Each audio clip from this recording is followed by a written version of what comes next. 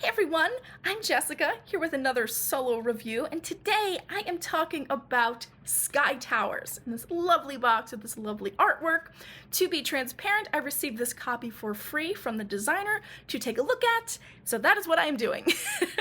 So Sky Towers has this really nice whimsical sort of artwork of different towers, and you're actually going to be stacking these to create towers with numbers that add up to 21, because as you'll see, every card has a number at the very top, and you're stacking them. The 4 is actually my favorite because it actually kind of gives you a leaning tower, which has a nice aesthetic on the table. You're just going to be creating these to go up to 21. However, there's a lot more to it than just laying out cards. As you play these cards, they are going to have different abilities. So there's a nice rule book that kind of lays those out right in front of you. So as you place one, you actually have to kind of keep in mind, what is this actually going to do? Is this an ability that I want to use right now? Is this useful or not? For instance, I believe, yep, it's the 5. You discard your entire hand to the bottom of the deck. So if you have a lot of cards in hand, probably not a good idea unless they're ones you don't want, but it might make more sense to wait to play that 5 until you have nothing else in your hand so you don't lose anything. And during setup, you remove 4 cards from the deck, so you don't know the exact composition of the deck. However, there's a nice card that's included. I kind of stack these together to make a nice little visual in the clouds, but there's a nice table right here that gives you the card breakdown. So you know how many, 3s, 6s, or 7s or whatnot are in the deck, which lets you make better decisions as you go through and have seen what has come out already, which is a neat little mechanic. The other main thing that you're doing here, not just creating these towers, there are going to be bonus cards that are laid out. They're always the same, but they offer these different little challenges, and they have, like a lucky tower. Create a tower with just 7, so 3 7s only. But you're going to have other ones that do something like this one, completing 1 tower with just 1s, 2s, and 3s. Getting to 21, you can imagine the size of that tower, which is very fun to work on. But then you might also need to think about what you're doing with those cards, because another bonus might be triples. And that kind of might use up some of those cards you were using before, or my personal favorite, because it makes a lovely tower, is the star bonus card, where you're actually building in order. So 6, 5, 4, 3, 2, 1 will get you to 21. The other nice thing about this, because you're doing these small sums and looking at building towers, you can only have a maximum of 4 that are incomplete at any one time though, so you're not creating all these towers, your play area doesn't get huge.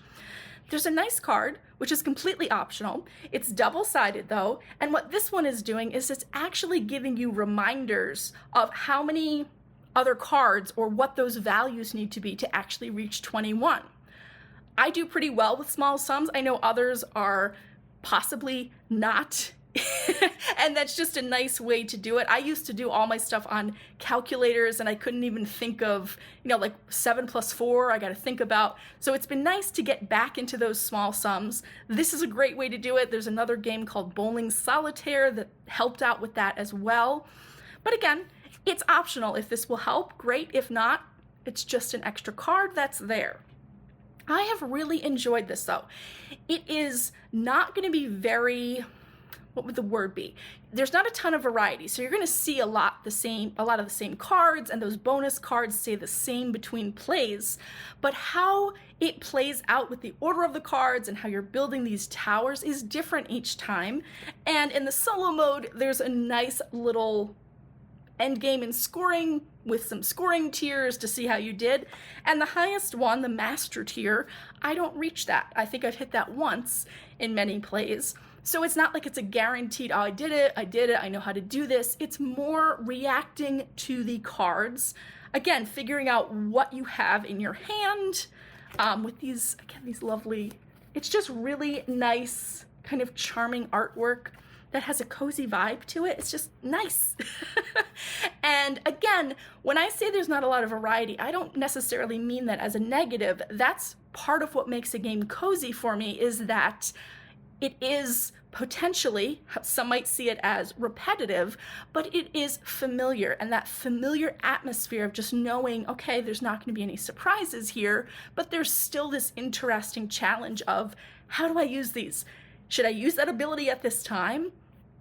Do I want to start a new tower, or do I think that I should work on this tower in order to try to get a bonus with a new one that I create down the line?